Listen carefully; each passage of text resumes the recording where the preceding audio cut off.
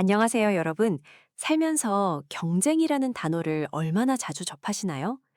입시 지옥이라는 말이 식상하게 느껴질 만큼 치열한 대학 수학 능력 시험, 수백 대 1의 경쟁률을 뚫어야 하는 공무원 시험이나 대기업 취업.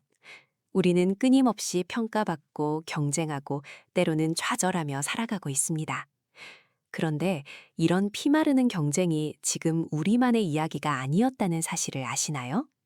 무려 500년 전 조선시대에도 이 모든 것을 압도하는, 그야말로 한 사람의 인생은 물론 가문의 운명까지 바꿀 수 있었던 시험이 있었습니다.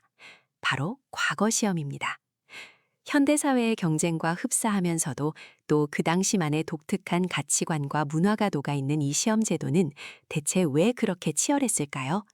시험이라는 제도가 한 사회를 어떻게 움직이고 또 어떤 빛과 그림자를 남겼을까요? 자, 수많은 사람들의 꿈과 좌절, 희비가 교차했던 조선시대 엘리트의 등용문, 과거 시험의 세계로 함께 떠나볼 준비가 되셨나요? 그럼 시작해 볼까요? 가장 중요한 문과 시험을 기준으로 보면 시험은 3년에 한 번 열렸습니다. 그리고 이 시험에서 최종적으로 뽑히는 인원은 단 서림 3명이었습니다. 전국에서 내로라 하는 수재들이 모두 모여들었지만 그중 극소수만이 합격의 영광을 누릴 수 있었던 것이지요. 오늘날로 치면 대한민국 상위 1% 안에 들어야만 통과할 수 있는 그야말로 하늘의 별 따기와 같은 시험이었습니다. 실제 과거 시험 문제 유형을 분석하고 합격자들의 답안지는 어떤 구성과 내용을 담고 있었는지, 그리고 그들이 갖춰야 했던 지식과 문장력은 어느 정도였는지 함께 살펴보겠습니다. 말하자면 조선시대의 과거 시험 합격의 레시피를 찾아보는 시간입니다. 먼저 과거 시험 문제 유형부터 살펴볼까요? 크게 몇 가지 종류가 있었습니다. 가장 중요했던 건 바로 책문입니다. 임금이나 시험관이 특정한 시국 현안에 대해 묻고 응시자는 그에 대한 정책적 대안을 제시하는 방식이었죠. 예를 들어, 흉년이 들어 백성이 고통받고 있는데 이를 해결할 방책은 무엇인가 같은 질문이 나올 수 있었습니다. 단순한 지식암기가 아니라 현실 문제 해결 능력을 요구하는 고난도 문제였습니다. 다음은 경의입니다. 유교 경전의 특정 구절을 제시하고 그 의미를 해석하며 자신의 견해를 덧붙이는 요형입니다. 경전 해석의 깊이와 논리적인 사고력을 보는 문제였습니다. 또 부나 시를 짓게 하기도 했습니다. 정해진 운에 맞춰 아름다운 시나 글을 써내는 능력을 통해 문학적인 소양과 뛰어난 문장력을 평가했죠. 마지막으로 사론이나 시무책처럼 특정 역사적 사건이나 당대 사회 문제에 대한 의견을 논하는 유형도 있었습니다.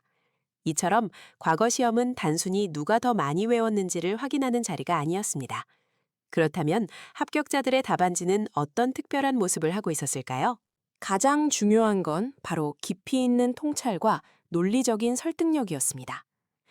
예를 들어 책무 문제에서 어떤 정책을 제안했다면 단순히 이렇게 하면 좋습니다가 아니라 옛 청년의 말씀에 따르면 이러이러했고 중국의 사례를 보면 어떠했으며 현재 우리 상황에 적용하면 이러한 부작용이 있을 수 있으니 이렇게 보완해야 한다는 식의 깊이 있는 분석과 논리적인 전개가 필수였습니다.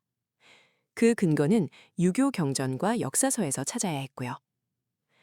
합격자들의 답안지를 보면 단순히 모범 답안을 암기하는 수준을 넘어섰다는 것을 알 수 있습니다. 제시된 문제의 본질을 꿰뚫어보고 자신만의 독창적인 시각으로 문제를 해석하며 그에 대한 해결책을 구체적이고 현실성 있게 제시했습니다. 백성들의 삶에 대한 깊은 이해와 국가 운영에 대한 고민이 담겨 있다고 할 수 있죠. 또한 수려하고 유려한 문장력은 기본 중의 기본이었습니다. 아무리 내용이 좋아도 그것을 담아내는 그릇이 아름답지 못하면 빛을 발하기 어려웠습니다. 한문을 이용한 논술이었던 만큼 고화한 표현과 정확한 어휘, 그리고 문장 전체의 흐름을 읽는 리듬감이 매우 중요했습니다. 단순히 글을 잘 쓰는 것을 넘어 글을 통해 심사관의 마음을 움직이는 설득의 기술이 필요한 영역이었죠. 탁월한 문장력은 그 사람의 교양과 학문의 깊이를 보여주는 중요한 척도였습니다. 심지어 정성스러운 필체, 즉 글씨도 평가 대상이었다고 하니 외적인 면까지 얼마나 공을 들였는지 짐작할 수 있습니다.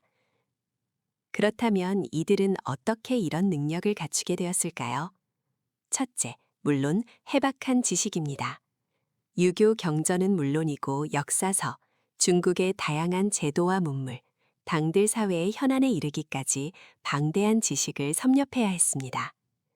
어릴 때부터 서당에서 시작해 성균관에 이르기까지 평생을 바쳐 쌓아 올린 지식의 탑이었죠. 둘째, 문제 해결 능력입니다. 단순히 외운 지식을 나열하는 것이 아니라 현실 문제를 진단하고 그에 대한 해법을 제시하는 훈련을 꾸준히 해야 했습니다. 스승과의 질의응답, 동료 학자들과의 토론을 통해 사고력을 연마했죠. 셋째, 꾸준한 글쓰기 연습입니다. 매일 글을 쓰고 다듬으며 자신의 생각을 효과적으로 표현하는 방법을 익혔습니다. 비판을 두려워하지 않고 끊임없이 고쳐 쓰는 과정 속에서 문장력이 향상되었을 겁니다. 마지막으로 전략과 운도 무시할 수 없었을 겁니다. 출제자의 성향을 파악하거나 당대 사회 분위기와 임금의 관심사를 분석하여 어떤 문제가 나올지 예측하는 전략도 필요했습니다.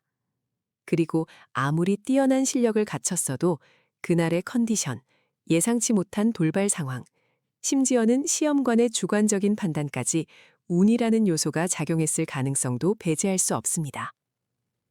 합격자들의 답안지는 단순한 시험지가 아니었습니다. 수십 년간 갈고 닦은 지혜와 지식, 그리고 세상을 향한 깊은 성찰이 담긴 그들의 인생 서사였습니다. 한편의 논리적이면서도 감동적인 글을 통해 자신의 역량을 증명하고 한 시대의 지식인으로서 국가에 봉사하겠다는 포부를 드러냈던 것이죠. 결론적으로 조선시대의 과거 시험 합격자들의 비법은 특정 기술이나 요령이 아니라 방대한 지식, 탁월한 논리력, 빼어난 문장력, 그리고 현실 문제에 대한 깊이 있는 통찰력이 모든 것이 완벽하게 조화된 결과였습니다. 이는 시대를 막론하고 어떤 시험에서든 더 나아가 우리가 사회를 살아가면서도 필요한 역량이라는 생각이 듭니다. 그렇다면 이토록 어려운 시험에 합격하면 대체 무엇이 기다리고 있었을까요? 한마디로 인생 역전이었습니다. 만약 대대로 농사만 짓던 평범한 집안에서 아들이 과거에 급제하면 그 순간 그 집안은 명문 양반가의 반열에 오를 수 있었습니다. 합격한 본인은 곧바로 나라의 관리가 되어 훗날 정승이나 판서 같은 높은 자리에 오를 꿈을 꿀 수 있었지요. 자신뿐만 아니라 자식들과 손자들까지 대대손손 부귀영화를 누릴 기반이 마련되는 그야말로 한편의 드라마 같은 반전이었습니다. 조선시대 과거 시험은 단순히 관직을 얻기 위한 시험 그 이상이었습니다. 천하의 명문 양반가 자제든 아니면 지방의 미천한 가문에서 태어났든 과거에 합격하는 순간 그 개인은 조선의 엘리트이자 지배층으로 인정받고 가문은 대대손손 부귀영화를 누릴 기반을 마련할 수 있었죠. 한 번의 합격이 개인의 신분 상승을 넘어 가문의 역사를 새로 쓰는 드라마틱한 반전이었던 겁니다. 반대로 아무리 뛰어난 재능을 가졌더라도 과거에 낙방하면 한낱 선비라는 이름 아래 평생을 울분과 좌절 속에 살아야 했습니다. 조선 사회의 엘리트 관료 선발 등용문으로 문과를 이야기했습니다. 하지만 조선시대의 과거 시험은 비단 문과만이 아니었습니다. 무인을 선발하는 묵과와 기술 관료를 뽑는 잡과라는 또 다른 세계가 존재했죠. 오늘은 이 문과 외의 세계, 묵과와 잡과의 경쟁과 특권에 대해 이야기해 보겠습니다. 먼저 국방을 책임지는 무인들을 선발했던 묵과입니다. 문과가 붓과 책을 들고 앉아 항군을 겨루는 시험이었다면 묵과는 칼과 활을 들고 말 위에서 기상을 펼치는 시험이었습니다. 단순히 힘만 좋다고 되는 것이 아니었습니다. 초시, 복시, 전시를 거치는 과정은 문과 못지않게 치열했죠. 묵과 시험은 크게 세 가지 능력을 요구했습니다. 첫째, 강서라고 하여 병법과 무예 관련 서적에 대한 지식을 묻는 필기 시험이 있었습니다. 이순신 장군도 병법서 무경칠서에 능통했다는 기록이 있죠. 둘째, 기예라고 불리는 실기 시험은 더욱 중요했습니다. 활쏘기, 말타기, 창술, 검술 등 실제 전쟁에 필요한 기술들을 겨루는 것이었습니다. 얼마나 정확하게 관역을 맞추는지, 얼마나 능숙하게 말을 다루는지, 칼과 창을 얼마나 효과적으로 휘두르는지를 평가받았습니다. 이 중에서도 특히 편전이라고 불리는 작은 화살을 쏘는 기술은 고난도 무예로 손꼽혔습니다. 셋째, 무록이라고 하여 과거 응시자들의 신체적인 능력을 평가하기도 했습니다. 묵과 합격자들은 주로 병조나 각 지방의 병영에 배치되어 국방의 핵심을 담당했습니다. 임진왜란과 같은 국난을 헤쳐나가는 데 결정적인 역할을 했고 변경을 수비하며 백성을 보호하는 막중한 책임을 졌죠. 비록 사회적으로는 문과 출신 관료들보다 낮은 대우를 받는 경우가 많았지만 전쟁 영웅으로 추앙받거나 특정 공을 세우면 문과 출신 못지않은 당상관의 지위에 오르기도 했습니다. 그들만의 투철한 군인 정신과 용맹함은 조선의 존립의 필수적인 요소였습니다. 다음은 기술 전문가를 양성했던 잡과의 세계입니다. 잡과는 지금으로 치면 의사, 통역사, 변호사, 기상 전문가 등을 뽑는 시험으로 크게 의과, 역과, 율과, 음양과로 나뉘었습니다. 이들은 문과나 무과와는 또 다른 전문성을 통해 조선 사회를 지탱하는 중요한 축이었습니다.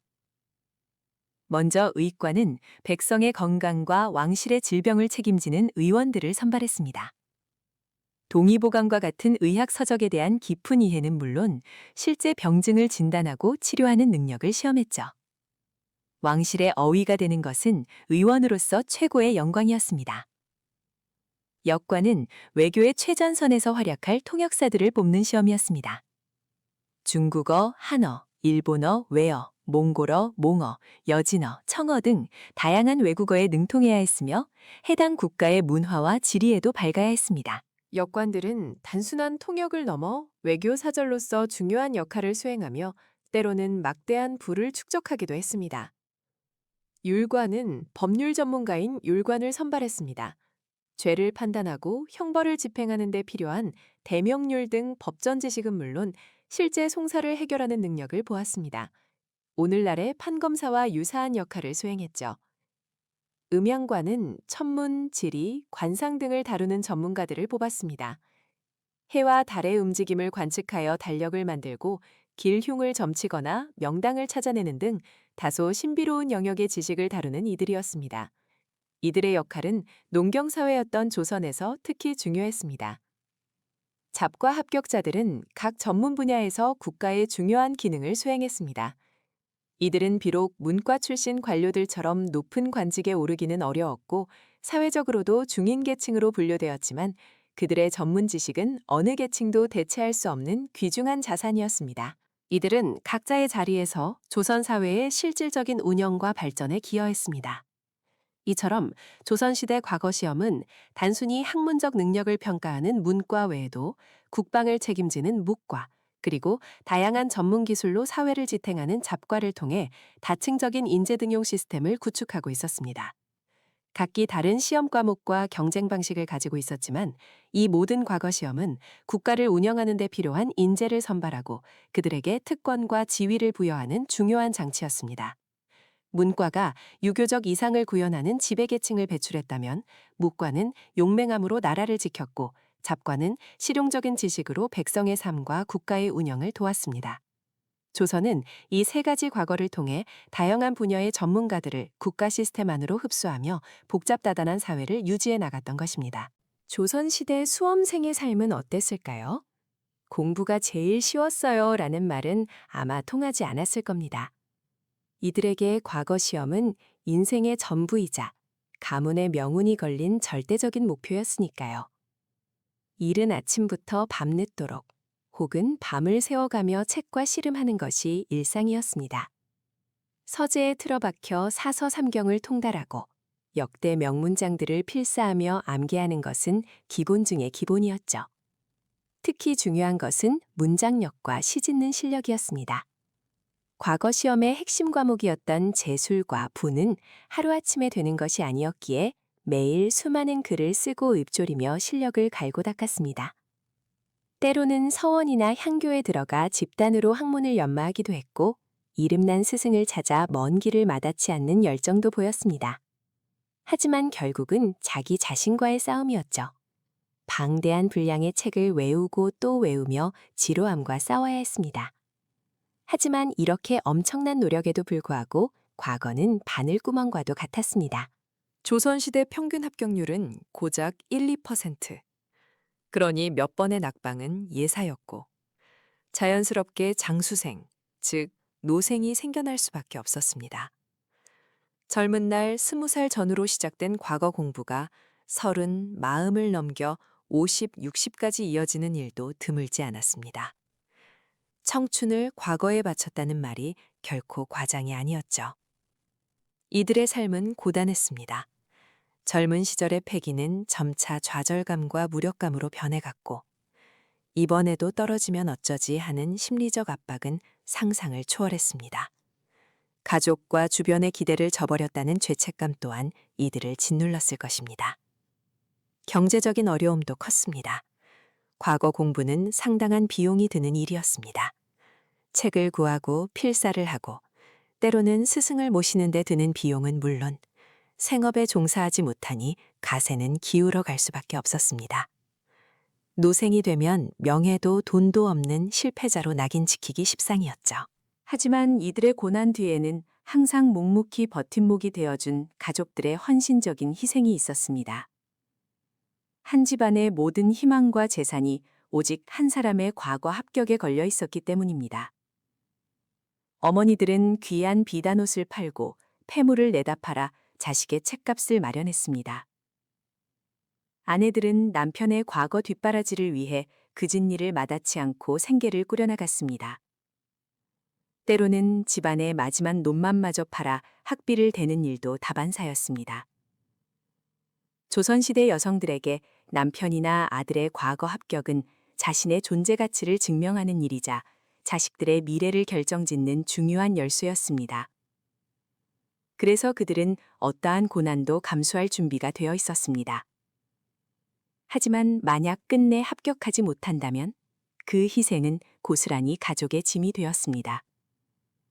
가난과 사회적 낙인 속에서 한 집안 전체가 고통받는 비극도 많았던 것이죠. 조선시대 수험생들과 그 가족들의 삶은 오늘날 우리의 모습과 크게 다르지 않다는 것을 느끼셨을 겁니다. 시대를 초월하여 시험이라는 관문을 통과하기 위한 인간의 노력과 가족의 사랑은 정말 위대하다는 생각이 듭니다. 합격의 문턱이 너무나 높고 불확실했기에 그들은 이성적인 노력을 넘어선 무언가에 의지하곤 했습니다. 바로 미신과 주술이었죠. 합격을 염원했던 이들의 기이하고도 절박한 노력들을 함께 들여다보겠습니다. 수십 년간 공부해도 떨어지기 일쑤였던 과거 시험. 오죽하면 하늘이 내리는 것이라는 말까지 있었을까요? 인간의 힘으로 어쩔 수 없다고 여겨지는 영역에서 사람들은 꿈에 합격의 실마리가 있을 거라고 믿었습니다. 길몽과 흉몽에 대한 해몽은 과거 수험생들에게 중요한 나침반과도 같았습니다. 용이 승천하는 꿈, 거북이를 타거나 선비의 복장을 한 조상이 나타나는 꿈, 큰 별을 삼키는 꿈, 높은 산에 오르거나 하늘을 나는 꿈 등은 모두 대표적인 길몽으로 여겨졌습니다. 이런 꿈을 꾸면 그 사람은 시험에 합격할 것이라는 기대감에 부풀었죠. 심지어 자신이 길몽을 꾸지 못했더라도 다른 사람이 꾼 길몽을 돈을 주고 사기도 했습니다. 길몽을 팔았다는 기록까지 있을 정도니 그 간절함이 어느 정도였는지 짐작할 수 있습니다. 반대로 물에 빠지거나 이빨이 빠지는 꿈, 신발이 벗겨지는 꿈 등은 흉몽으로 여겨졌는데 이런 꿈을 꾸면 불운을 쫓기 위해 해가 뜨기 전에 꿈 이야기를 강물에 흘려보내거나 불에 태워 없애는 풍습도 있었습니다.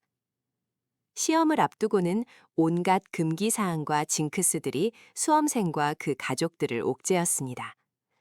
가장 대표적인 것이 바로 떨어지다는 단어와 관련된 적들이었습니다.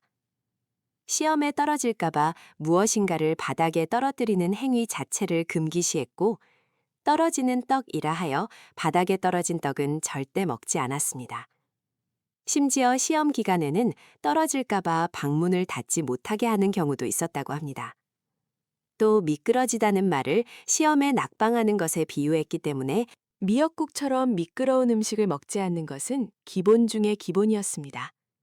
대신 합격을 붙다는 의미로 받아들여 엿처럼 끈적끈적한 음식을 먹는 풍습은 조선시대에도 있었다고 전해집니다. 이 외에도 옷을 입을 때 옷고름이 풀리지 않게 단단히 매거나 책을 펼칠 때도 조심스럽게 다루는 등 사소한 행동 하나하나에 합격을 향한 염원이 담겨 있었습니다. 이러한 미신을 넘어 좀 더 적극적인 방식으로 합격을 기원하는 경우도 많았습니다. 바로 굿과 기도입니다. 경제적으로 여유가 있는 집안에서는 아들의 합격을 위해 무당을 불러 굿을 하기도 했습니다. 산신령이나 칠성신 등 신령님께 시험 합격을 빌고 고사를 지내 아들의 앞길을 열어달라고 간절히 빌었죠. 이뿐만 아니라 이름난 사찰이나 기도처를 찾아가 백일 기도를 드리거나 정성스러운 제물을 바치며 합격을 간청하는 일도 흔했습니다. 어머니가 밤새도록 촛불을 켜놓고 아들의 합격을 빌었다는 이야기는 비단 드라마에만 나오는 장면이 아니었습니다. 그 모든 행위에는 아들이 혹은 남편이 합격하여 가문을 일으켜 세워주기를 바라는 가족들의 절박한 마음이 고스란히 담겨 있었습니다. 합격을 위한 길몽부터 흉몽, 해몽, 시험 전 금기사항과 징크스, 그리고 굿과 기도에 이르기까지 조선시대 수험생들은 합격을 위해 할 수 있는 모든 노력을 다했습니다. 으로 현대인의 시각에서는 비합리적인 미신으로 보일지라도 이 모든 기이한 행동들은 그들이 느꼈던 엄청난 심리적 압박감과 합격에 대한 뜨거운 열망, 그리고 어쩌면 실패했을 때의 좌절감을 조금이라도 위로받고 싶었던 인간적인 마음의 발현이었을 겁니다. 그들의 절박함 속에서 우리는 과거 시험이 한 개인의 운명을 넘어 한 가문의 흥망성쇠를 결정하는 거대한 시험이었음을 다시 한번 깨닫게 됩니다. 하지만 아무리 이상적인 제도라도 인간의 욕망과 부패 앞에서는 그림자를 드리울 수밖에 없었죠. 현대사회의 입시비리와 놀랍도록 닮아있는 조선시대의 사건. 가장 흔하고 뿌리 깊었던 부정행위 중 하나는 바로 뇌물이었습니다. 높은 지위에 오르기 위한 유일한 통로가 과거 시험이었으니 합격을 위해서라면 수단과 방법을 가리지 않는 이들이 많았죠. 유력 가문의 자제들이 시험관이나 채점관에게 미리 막대한 뇌물을 바쳐 합격을 미리 내정받거나 자신의 답안지에 표시를 해두어 쉽게 알아볼 수 있게 하는 등의 수법이 동원되었습니다. 때로는 시험관이 아예 답안지를 바꿔치기 하거나 점수를 조작하는 일도 서슴지 않았다고 합니다. 이런 비리는 시험의 공정성을 심각하게 훼손했고 애써 공부한 많은 이들의 좌절감을 키웠댔죠. 다음으로 빈번했던 부정행위는 바로 대리시험, 즉 거벽입니다. 거벽이란 남을 대신해서 시험을 쳐주는 사람을 뜻하는데요. 실력이 부족하거나 게으른 수험생들이 명문가의 권세를 등에 업고 과거 시험장에서 다른 사람을 고용해 답안지를 작성하게 하는 수법이었습니다. 요즘으로 치면 전문 대리 시험꾼을 쓰는 것과 다를 바 없죠. 대개 글씨체가 비슷하거나 미리 정해둔 특정 문장을 넣어 본인임을 알리는 등의 교묘한 방법을 썼다고 해요. 물론 발각되면 본인은 물론 대리 응시자까지 엄청난 처벌을 받았습니다. 거벽과 함께 자주 등장하는 부정행위가 바로 환권입니다. 이는 시험장에서 미리 작성된 모범 답안이나 실력자의 답안지를 자신의 답안지와 바꿔치기 하는 수법인데요. 시험장의 감독이 소홀한 틈을 타 이루어지거나 심지어 시험장 안에서 돈을 받고 답안지를 교환해주는 전문 환권꾼들이 존재하기도 했습니다. 붓글씨가 미숙한 응시자가 다른 사람의 잘 쓴 답안지로 바꿔치기 하는 경우도 있었다고 하니 그 당시의 시험장의 혼란스러움이 어느 정도였을지 짐작이 갑니다. 시험 문제나 답안지 유출도 빼놓을 수 없는 비리였습니다. 과거 시험은 국가의 중대사였지만 시험 문제를 출제하고 관리하는 과정에서 인간적인 약점이나 관력자의 압력이 작용하는 경우가 있었습니다. 시험관이 특정 수험생에게 미리 문제를 귀띔해주거나 심지어는 모범 답안을 알려주는 등의 방식으로 부정행위가 일어났죠. 현대사회의 시험지 유출 사건과 놀랍도록 닮아있는 모습입니다. 이는 결국 실력 있는 인재가 아니라 연줄과 돈 있는 자들이 관직에 오르게 하는 결과를 초래했습니다. 그렇다면 이런 부정행위가 적발되었을 때 어떤 처벌이 내려졌을까요? 그 처벌은 생각보다 훨씬 가혹했습니다. 부정행위가 발각된 수험생은 합격 취소는 물론 과거 응시 자격 영구 박탈은 기본이었고요. 심하면 유배나 차명에 처해지기도 했습니다. 대리 시험을 치른 겁역도 마찬가지였습니다. 단순히 개인적인 처벌에 그치지 않고 그들의 가족까지도 연좌제로 처벌받거나 사회적으로 큰 불명예를 안아야 했습니다. 가문의 명예가 한순간에 무너지는 일이었죠. 국가적으로도 이런 비리가 만연하면 과거제도의 권위와 신뢰가 바닥으로 떨어져 사회 전체의 혼란을 야기할 수밖에 없었습니다.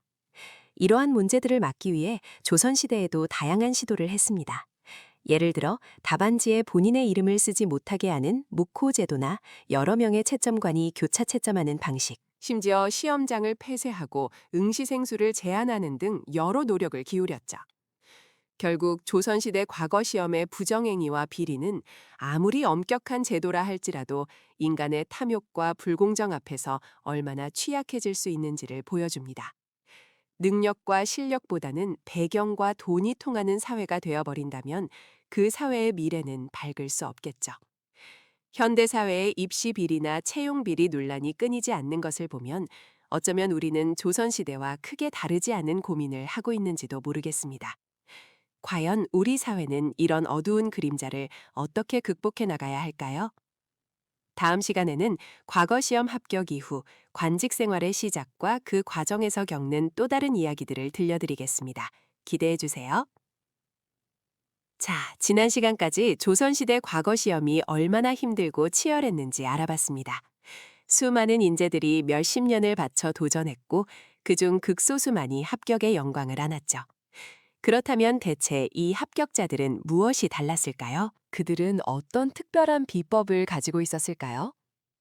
우리가 조선시대 과거 시험의 화려한 명암을 쭉 따라오면서 이 제도가 수많은 인재를 발탁하고 유교적 이상사회를 구현하려는 숭고한 목적을 가지고 있었음을 확인했습니다. 하지만 동시에 그 빛이 강할수록 그림자도 짙었음을 외면할 수 없습니다. 심지어 당대의 가장 뛰어난 지식인들조차 과거 제도가 가진 모순과 한계를 예리하게 직시하며 비판의 목소리를 높였습니다. 과거 제도의 가장 큰 문제점으로 지적된 것은 바로 폐단과 공정성의 훼손이었습니다. 시험을 관리하는 관료들의 비리, 관력가 자제들에게 주어지는 특혜, 시험장의 부정행위는 공공연한 비밀이었습니다. 돈과 권력이 없으면 아무리 뛰어난 재주를 가졌어도 과거의 높은 문턱을 넘기 어려웠고 이는 실력보다 가문과 배경이 중시되는 사회로 흘러가게 만들었습니다. 뇌물과 청탁이 오가고 대리시험이나 답안지 교환 같은 부정행위가 만연하면서 과거 시험은 그 본연의 목적, 즉 능력에 따른 인재 등용과는 점점 멀어져 갔습니다. 애초에 능력 있는 인재를 뽑겠다는 취지가 퇴색되고 오히려 사리사욕을 채우는 통로로 변질되면서 사회 전반에 불신을 야기했던 것이죠. 또한 시험 내용 자체의 문제점도 끊임없이 도마 위에 올랐습니다. 지나치게 주자학 경전 암기와 형식적인 문장력만을 강조하다 보니 현실 국정 운영에 필요한 실질적인 지식이나 문제 해결 능력은 등한시되기 일쑤였습니다. 관료가 되어서 부딪히는 수많은 민생 문제나 국가 재정 운영, 외교 문제 등에 대해서는 아무런 준비가 되지 않은 채 관직에 나서는 경우가 태반이었던 겁니다.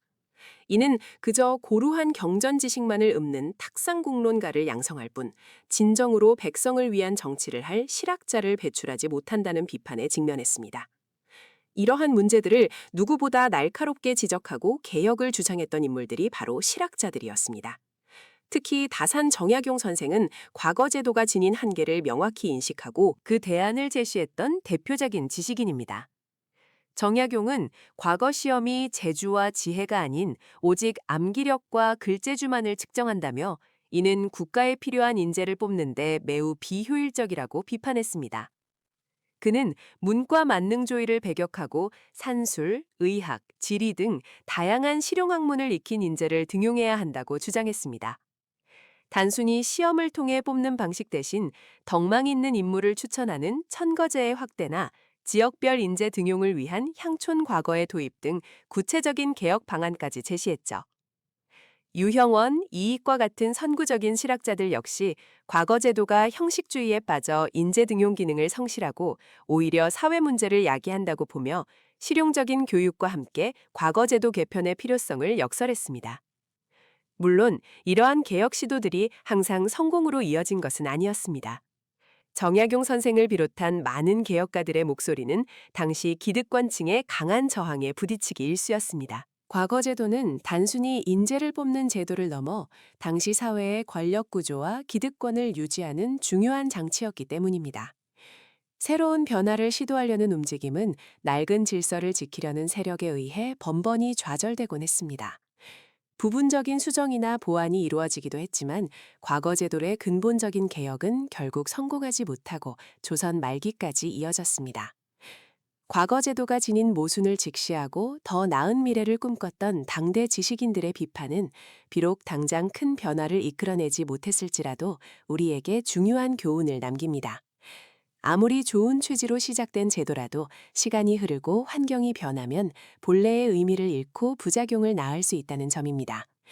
그리고 중요한 것은 그러한 문제점을 외면하지 않고 끊임없이 성찰하며 개선하려 노력했던 선각자들이 있었다는 사실입니다.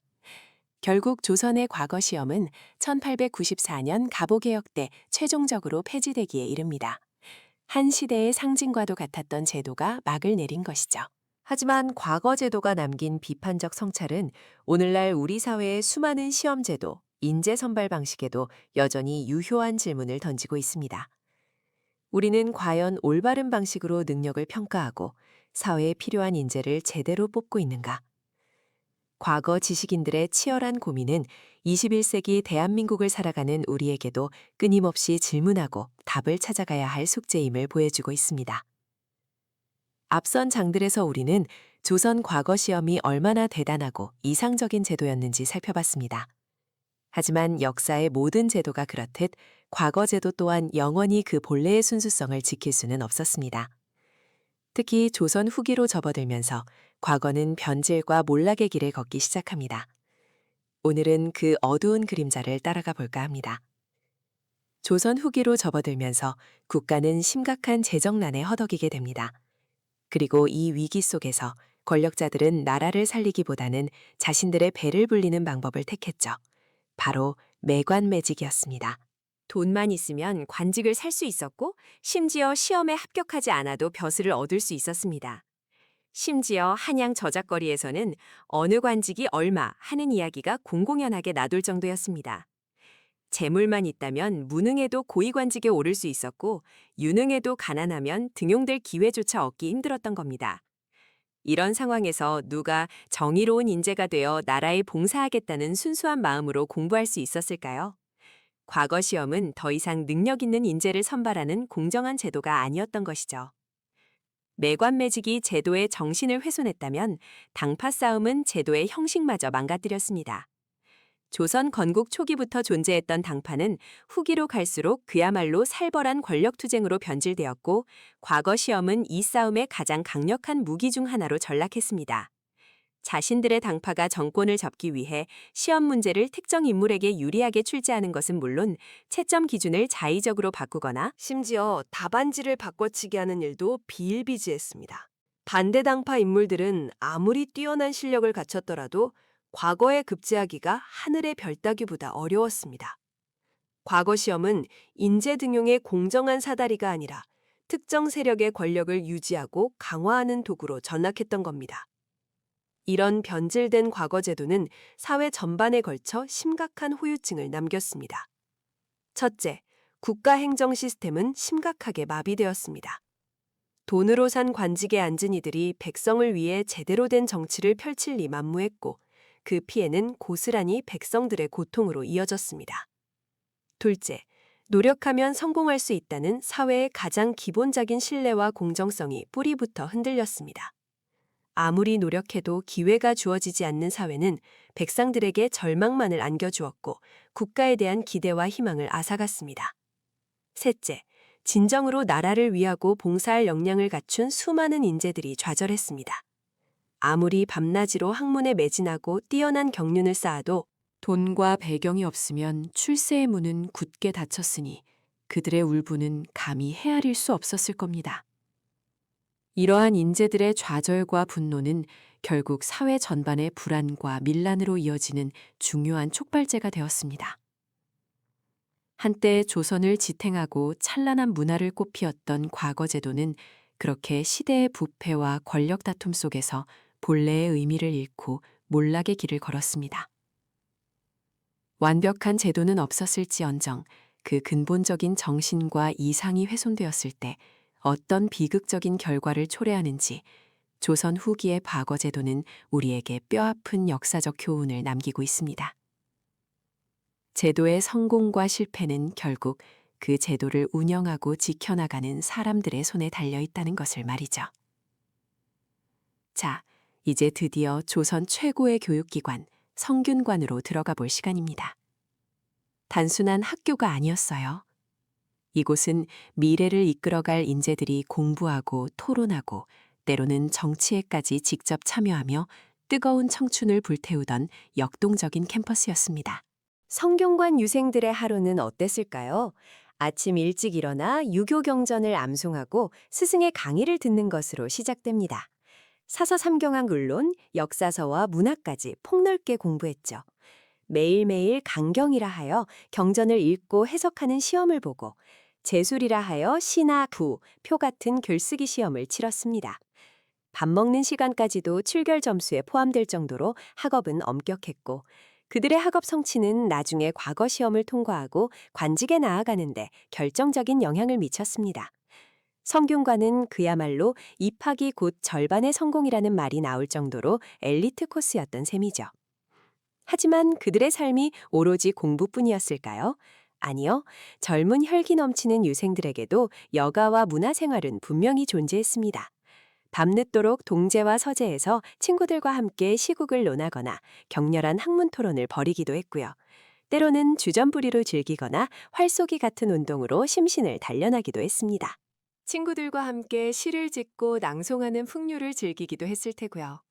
성균관은 단순한 배움의 공간을 넘어 미래를 함께할 동료들을 만나고 인맥을 쌓으며 지식인으로서의 정체성을 형성하는 중요한 사회화의 장이었습니다. 그런데 이 성균관 유생들이 단순한 모범생들만은 아니었다는 사실 알고 계셨나요? 때로는 강력한 정치 세력으로 변모하며 조선의 역사를 뒤흔들기도 했습니다. 그 대표적인 방식이 바로 소청이었습니다. 소청이란 유생들이 학업과 식사를 중단하고 대성전에 모여 앉아 자신들의 의견을 담은 상소를 올리는 집단 행동을 말합니다. 왕의 정책에 반대하거나 탐관오리의 처벌을 요구하거나 특정 학설을 옹호하는 등 다양한 이유로 소청이 벌어졌습니다. 유생들은 수백, 수천 명이 일제히 식당에 가지 않고 대성전 앞에 모여 앉아 자신들의 뜻이 관철될 때까지 한 발짝도 움직이지 않았습니다. 심지어 왕이 직접 나서서 그들을 달래고 학업에 복귀하라고 권하까지 해야 할 정도였으니 그들의 영향력이 얼마나 대단했는지 짐작할 수 있겠죠. 왕 입장에서는 성균관 유생들의 소청이 굉장히 부담스러웠습니다. 이들은 단순히 공부만 하는 학생들이 아니라 과거를 통과하면 바로 조정의 주요 관료가 될 인재들이었기 때문입니다. 미래의 엘리트들이 집단으로 반발하는 것은 곧 민심의 이반으로 비춰질 수 있었고 자칫하면 전국을 불안하게 만들 수도 있었습니다. 결국 왕은 유생들의 의견을 진지하게 경청해야 했고 때로는 그들의 요구를 수용하기도 했습니다. 성균관 유생들은 시험 합격을 위한 수험생인 동시에 당대 지성인의 대표로서 사회와 정치 문제에 적극적으로 목소리를 내던 존재였습니다.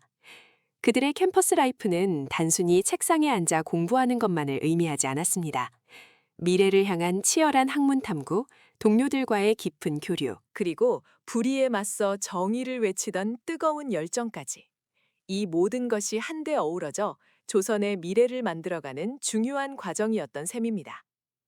이처럼 지식인으로서의 역할에 충실했던 성균관 유생들의 이야기는 오늘날 우리에게도 많은 시사점을 던져주고 있습니다. 자, 지금까지 조선시대 과거 시험의 여정을 함께해 주셨습니다. 수많은 인재들이 꿈을 안고 도전했고 때로는 좌절하며 또 때로는 영광을 거머쥐었던 그 치열한 삶의 현장을 들여다보았죠. 과거 시험은 분명 조선 사회의 근간을 이루는 중요한 제도였습니다. 능력 있는 자에게 신분 상승의 기회를 제공하며 사회에 활력을 불어넣는 긍정적인 역할도 했고요.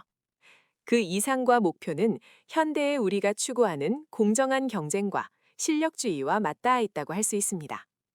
하지만 동시에 우리는 과거 시험의 어두운 이면도 보았습니다.